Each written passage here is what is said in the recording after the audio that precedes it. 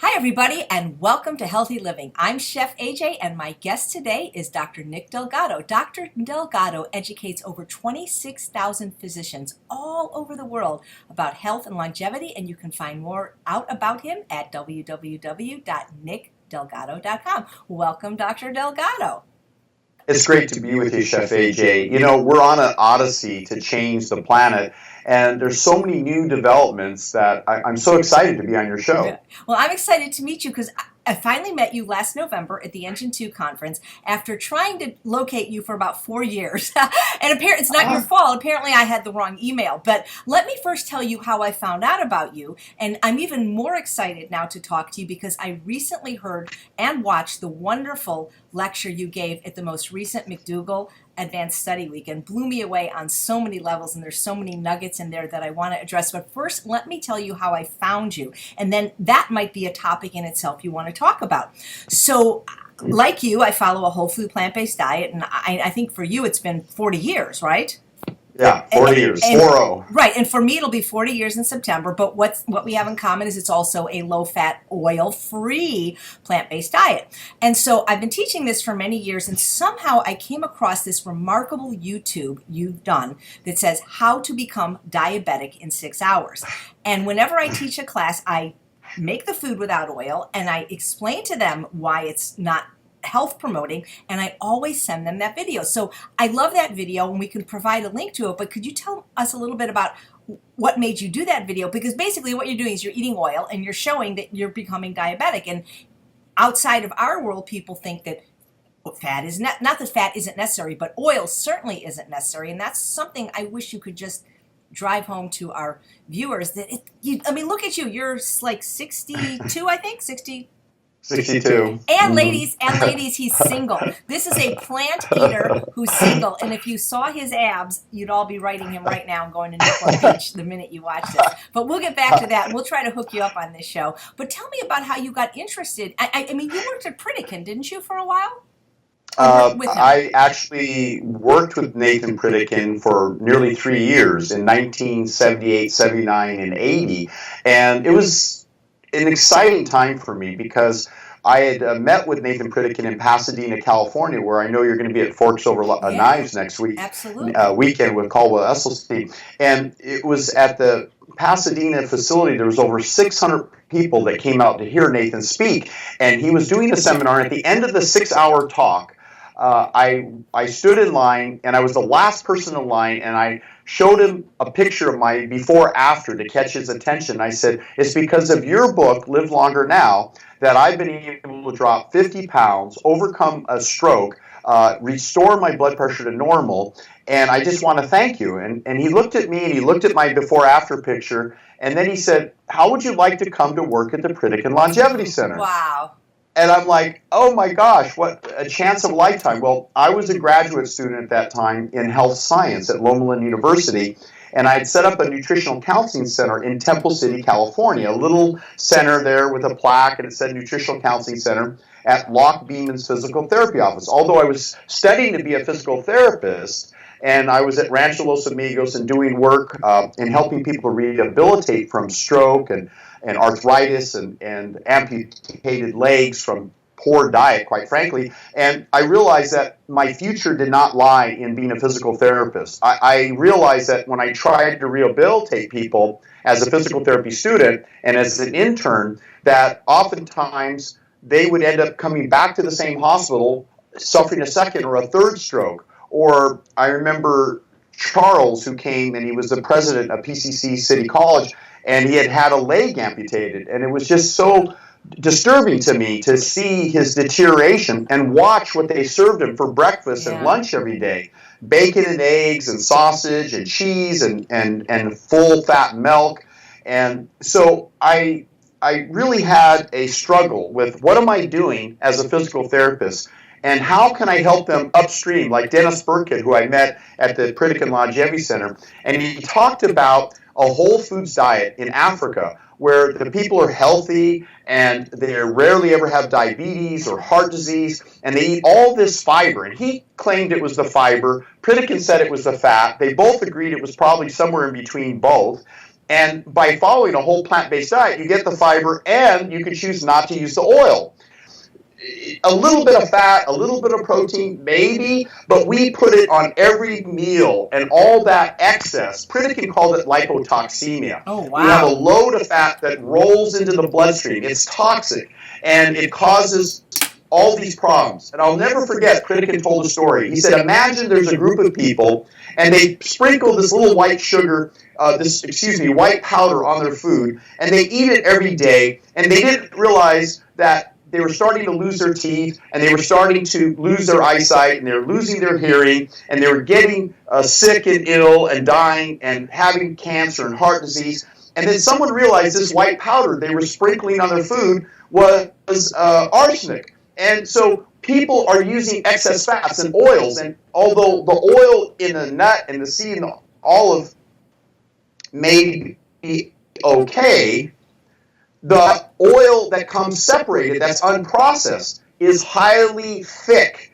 Pritikin said it's mechanically thick. It sticks. Just pour a little oil in your hand, put sugar in the other hand, turn your hand with the sugar over, and the sugar will fall out. But if you put sugar on the oil and turn it, it won't fall. And so think of a donut as greasy, and they put sugar all over it, and it sticks to the donut.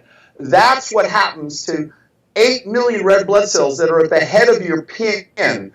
There's literally 8 million red blood cells circulating for every small size at the head of a pin. So when this oil rolls into the bloodstream, that's not inhibited by fiber, not slowed down by fiber. It literally, from olive oil, corn oil. So it's not trans fat, monounsaturated fat, polyunsaturated fat. That's a distraction. The oil industry, the vegetable oil and the fat industry wants you to think that there's something about trans fats and polyunsaturated fats, and if you just eat enough monounsaturated fats like the Mediterranean diet, you'll be healthy. What they're distracting you about is the fact that Pritikin said, as a background as an engineer and a scientist, that oil is mechanically sticky. Mm-hmm. It gums everything up. It's grease, and it gums your entire, not only your circulation, your lymphatic system. Why do you think we have so much breast cancer and colon cancer?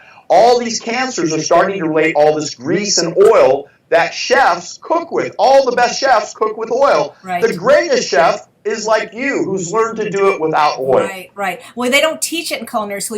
Even though I've been vegan for 40 years, I was only oil-free since 2008, August 1st, 2008, when I heard Dr. Esselstyn speak. And it made sense to me. And what you said about it being sticky, when I was a pastry chef, I was a vegan pastry chef, and we would use oil, but we would use like Spectrum, like a vegan shortening. And on days that the dishwasher went home early and I had to wash the Cuisinart myself, I couldn't get it off the Cuisinart. And I'm thinking to myself, if putting it through the sterilizer twice is not taking it off the plastic, what's it doing to my arteries? Yeah, I think that when people start to realize that right now there's a big movement with, I'll just say it, Bulletproof and Dave Asprey and some of these other good marketers, and what they're selling is containers of coconut oil, and people take shots of it and they drink it. And what they don't realize is they somehow think this coconut oil is going to burn fat. Well, coconut oil is fat. It's calories. Mm-hmm. And I'll never forget, I looked up a study, and they put people on less than 800 calories. And then they put a tag, it was a tracer on the fat, and they had people drink oil. And they wanted to see on an 800-calorie diet, if you added, say, 300 calories of oil, a tablespoon has, 14 grams of fat times 9. So you're looking at roughly 140, 130 calories. So they would trace that 130 calories. And in normal theories of calorie in, calorie out, 800 calories plus 150 calories, you would have burned all those calories. What they were shocked was 100% of the oil above the 800 calories went right to the fat adipose cells, right directly absorbed, and did not get burned. Because the primary fuel of the body, Pritikin stated this, is glucose. The body wants to burn glucose, and fat is a secondary fuel. So long as it's getting a trickle of glucose, it'll burn the complex carbohydrates, and the body will feel well. The brain gets the glucose. The cells, the red blood cells, can only burn glucose. So when fat comes in, instead of being burned, it gets stored. So all these people drinking coconut oil with little or no fiber, they're taking in less food. Maybe they're taking as little as 500 calories. they're starving themselves, but they feel a little satiation because the oil makes them feel like they've eaten something. Well, that fat is not being burned for calories usually. It's just going right to the fat storage. Worse, it's clumping the blood cells together. And then to add insult to injury, the lymphatic system, which is an entire whole separate circulatory system that most doctors rarely talk about. The lymphatics transport all the lymph, the white blood cells, the antibodies, and it takes exercise to contract and move that lymph through the body. And when you run or exercise really hard and you breathe heavily, you stimulate with your muscle contractions the lymphatics, and you have 10 times the lymphatic circulation, and that improves the immune system. So that immune system gets clogged up when the fat rolls in through the lacteals directly into the digestive tract. It will dump the fat initially into the lymphatic system, and then it pours throughout the bloodstream. So not only does it gum up your red blood cells, it gums up your lymphatic system. So when people type in on YouTube, how to become diabetic in 6 hours, they'll see with this actual microscope in the background, I don't know if you can see it right here, that microscope literally, I did my blood. And people don't know, I was eating rice, fruits, and vegetables leading up, because that's what I normally eat, leading up to all starch, resistant starch. People like that word resistant starch because they think, oh, it's resistant to insulin resistance, okay, good, it's going to control the blood sugar better, which it does. And it has polyphenols in the fruit and all these wonderful things that it controls the rate of 2 calories per minute of glucose that your body burns, and the rest it draws fat from your fat storage, and you basically get in great shape. But when I then took that test, my blood was clean, the microscope showed pure, and then I took my blood every hour in the hour after I drank olive oil. I just drank it directly. Didn't it taste disgusting though? I mean, I think it's so nasty. When you see the video, I make this awful face because it was, it's like, ooh. Because, without salt, oil does not taste, fat does not taste good unless salt or sugar is present.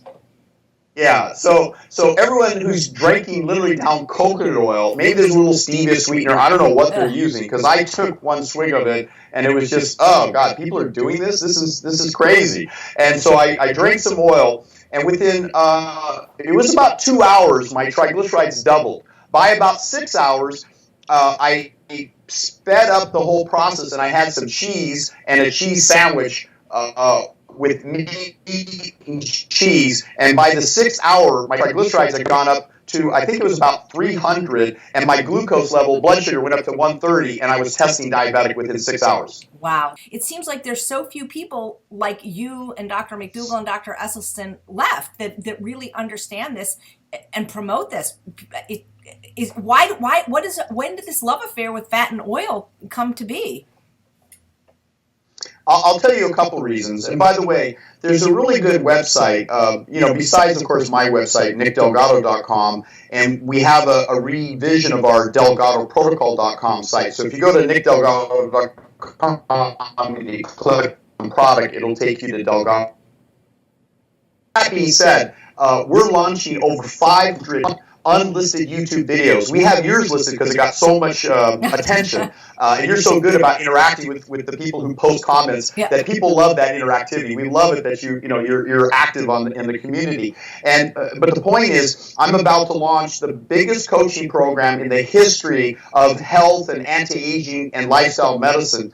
And what I did was I went to the top conferences around the world, immortality, lifestyle medicine, anti-aging. I interviewed the best of the best doctors. Since I've been studying their field for 40 years, I knew what questions to ask. And if they had a contrary opinion, I would go deeper and kind of shed to the audience, well, why are you recommending, say, olive oil? And I would ask these questions. Now, there's a website called Plant Positive. Do you know who's behind Plant Positive? I don't know who's behind it, but I love that website where he completely bashes paleo. I don't know the person, but I love the website. He never reveals who he is. Nice. Then I won't be able to. Then I won't be able to interview him. Maybe he's afraid they'll come after him. But I love his website. No, I think he just doesn't want people to make public opinion about the character. You and I are public people. I've been for 40 years. You've been very public. They'll judge people. They say weird things on the internet instead of judging the facts. So he says, just stay with the facts. What I like is not only does he pull apart the paleo, he pulls apart the keto diets. Keto diets are so popular now. I call it keto confusion. So keto confusion causes people to think that fat is good for you. They want you confused. And the greatest marketers right now, Russell Brunson, who does ClickFunnels, I'm a big fan of his marketing, his ClickFunnels. I even own his ClickFunnels. I'm learning how to use it. And Dave Asprey, who's a student of his, and all these top marketers are getting together to market each other. I met with Traffic and Conversion last weekend. Keith and Keith said that he started a keto diet, but I gave him my MP3 disc, and I said, listen to this because it will debunk. It's 60 hours of learning information on my coaching website that we're making available now that people can get in little modules, like a free introduction, and then they get a module. I think it's $50. But the bottom line is it goes and it picked all these arguments. So at the John Bull talk, as you notice, I started attacking the keto diet. I started explaining how it's misleading, how people are telling people to use coconut oil and butter and meat and fat to reduce their risk of heart attack, particularly to reduce their rate of blood sugar and control blood sugar, or more importantly, to lose weight. Now, why do they lose weight on a less than 50-gram carbohydrate diet and mostly fat and protein? Yeah, why? People say that. They just in the class the other day, she goes, but people lose weight on these unhealthy diets. But they're so unsatisfying. But yeah, why do they lose weight? Okay, when you remove all the carbohydrate, like down to 50 grams, when you're down to less than 50 grams, a normal carbohydrate diet should have, what, 400? That's what I get, about 400 to 500 a day. Yeah, 400 to 500 grams of carbohydrate. With, basically working out to 10% protein, 10 to 15% fat, particularly if you include some nuts and seeds, like Joel Furman will include nuts and seeds. Caldwell Esselstyn won't, because I asked Caldwell, I said, Caldwell, you know nuts and seeds are healthy, and the studies show they're good for you, and they reduce the risk of cardiovascular disease because the fiber and the oil is kind of confined within the nut, and you chew it, and it slowly absorbs. And I leaned forward, I said, Caldwell, why do you tell people they can't eat nuts or seeds? His answer was okay, but I'm going to tell you, what my opinion is. He said, well, have you ever eaten just one nut or seed? And I said, well, I'll eat a small handful. I'll put them in a bowl and I'll soak them and I'll make them into a porridge and I'll eat them. He said, but people eat them salted. And I said, yeah, they do. And he said, they'll eat too many. And if they have cardiovascular disease, if they eat too many nuts and seeds, too much of a good thing is not good. They're so concentrated with, fat, protein, and very little carbohydrate, but they do have fiber. So I'm with Joel Furman. I think soaking nuts and seeds in small quantities, chia seeds, flaxseed, and eating those for the omegas is a good thing in small quantities, especially if you've been on a vegan diet for 40 years and you don't add oils to your diet. Then I think a small amount of nuts and seeds is good for you every day, especially if you soak them and they're not salted. If you salt them, you're probably going to overeat them. No, I agree with Caldwell. You would way overeat them. Right, but here's the thing, Dr. Delgado. I run a program for people that suffer from food addiction, and myself included as a recovering food addict that used to weigh 200 pounds, I can't eat any amount of nuts in any form without overeating. I can do chia seeds, no problem, but there is something almost psychoactive about nuts to people that suffer from food addictions that we can't even have them in our house or in our environment. So...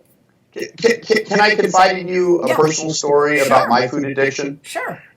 When I was growing up as a young man, I went through a traumatic situation where when I was 12 years old, I wanted to play Pop Warner football. So they had us starve to lose weight. I had to make weigh-ins. I had to drop from 150 pounds down to 115 pounds in less than 2 months. Oh, my. And so the coaches would have me run after practice somewhere between 2 to 5 miles every night after practice. And I was disciplined. I wanted to play on the team.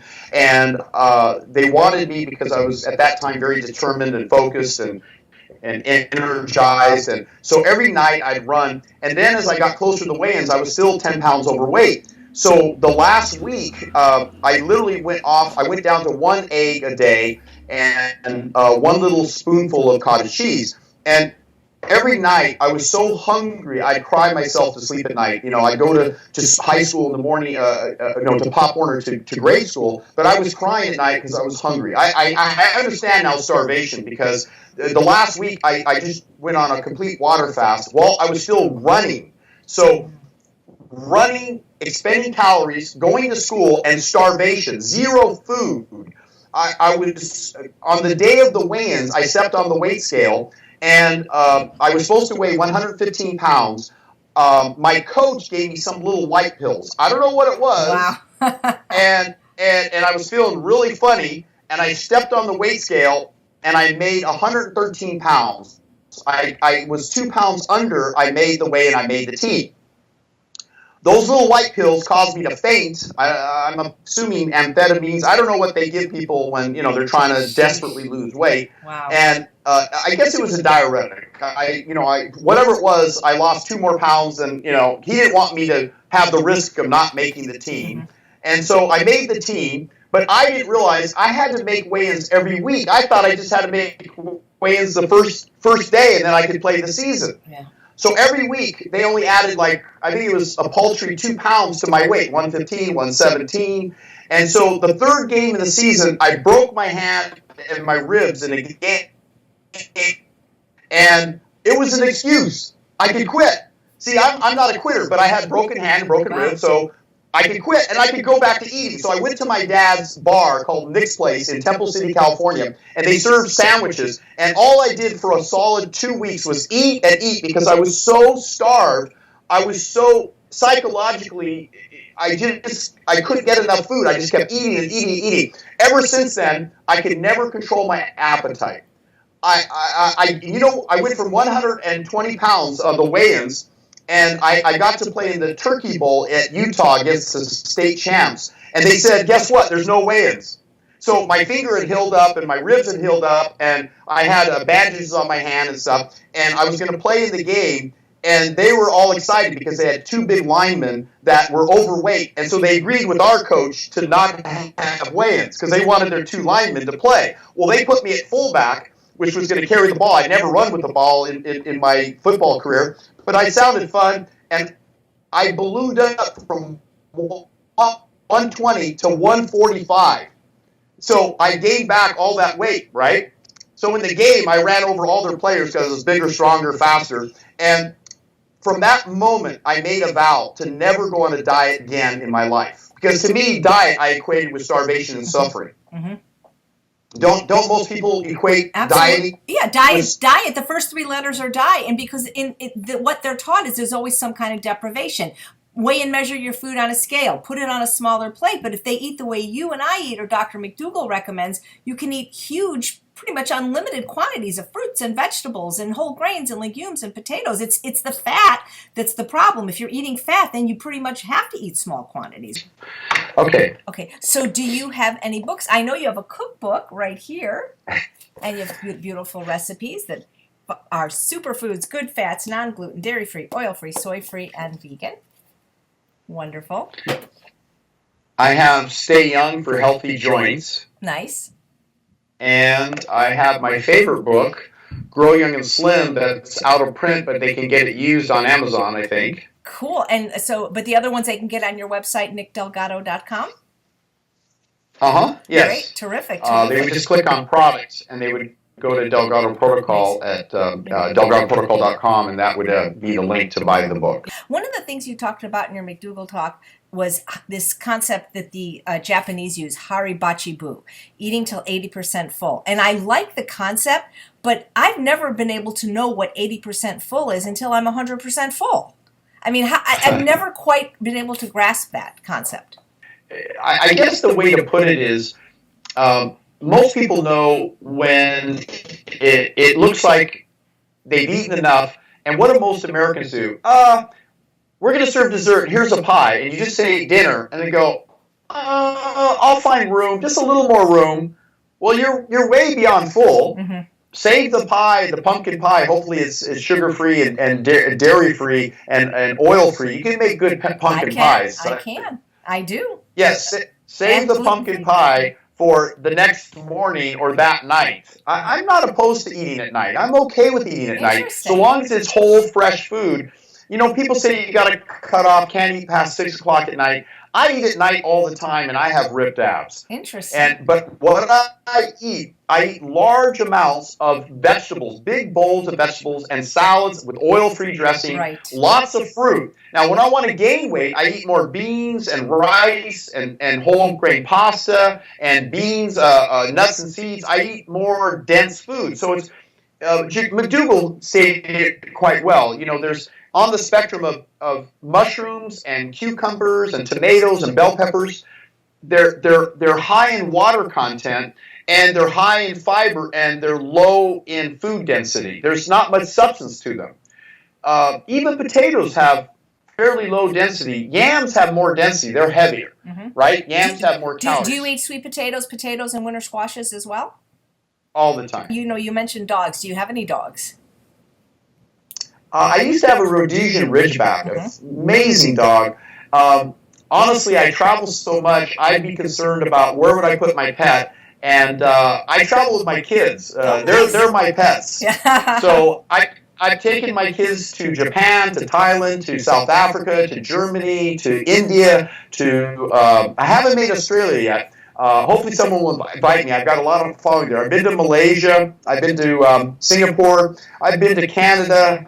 I've been most places, France, Germany. I've spoken most places in the world. I'm probably better known outside of this country. Two more quick questions. What's your absolute favorite plant-based meal, and who has been your greatest influence to make you so passionate about doing what you're doing? Well, my favorite meal, I probably never get tired of, I have to say, two cuisines. I could probably, and I'm weird about this, sometimes I'll order two cuisines when we have a party at the office or at the house, and I order Thai food and I love Mexican food. But when I go to get Mexican food, I order a side of frijoles de la olla, which is beans cooked in water, not in oil, not refried. Right. I get a side of rice, and I know it's white rice, but you know, there's not much oil in it. Right. I get a dinner salad with the lettuce and tomato, no salad dressing. And I get avocado because you know it's whole, and corn tortillas. And I make soft tacos. So I put the beans, the rice, the lettuce, the tomato, the guacamole, a little pinch of salt, and lots of salsa, and green salsa, red salsa, and I could eat 5 or 6 of them. I eat hari hashibu, so I don't overeat anymore because my cortisol's under control. And I tell you, that's satisfying. Or I love the the papaya Thai salad because it's really high in fiber. It's very flavorful, and it's generally oil-free. Or I love the tom yum sen, which is bean noodle, mung bean noodle with some very spicy lemongrass with no oil. They don't usually use oil in Thai cooking. I love Thai cooking. Nice. And I love Vietnamese cooking too, because those are the 3 restaurants I go to. Thai, Vietnamese, I get Vietnamese pho, and I get the vegetable, people call pho, P-H-O, pho, and I get the bean sprouts, the vegetables, and the rice noodles. I give the rice noodles to my son because I don't need the extra calories right now because I'm training aggressively. And I know when I need extra noodles because noodles are more concentrated. So if you can keep the weight on, more noodles. If you need less weight, less noodles. And I just love the taste of soup because it's oil free. And who is the greatest influence? I would have to say number 1, bar none, Nathan Pritikin. Yeah. He changed my life. He was my mentor for 3 solid years. I stood next to him while he counseled clients and patients, and I have access in my office here to all of his medical files. I have his actual notes that he wrote and all his transcripts that he used to do his lectures at the Pritikin Longevity Center. I was trained to do all the talks, and I decided I'm going to redo those talks because I can even, with the right, I can tell exact stories he told. I heard him so many times, and I listened to all his tapes. And John McDougall was jealous because he only spent 4 days with Pritikin. I spent 4 years with Pritikin. Yeah. And literally every day, Pritikin would call me at night after I do a seminar because he'd ask, how many people enrolled? Are we training people? How's it going? And, are we doing well? And so Pritikin, and then later, Dr. Terry Hertog taught me after my wife died from hyperthyroidism, everything I needed to know about hormones. And then later, Tony Robbins about psychology, because the power of the mind. So I kind of merged everything, help to motivate people to do what they need to do and not depend on willpower, how to eat healthy and exercise, and then the very important part of hormones. So I kind of merged anti with lifestyle medicine with immortality.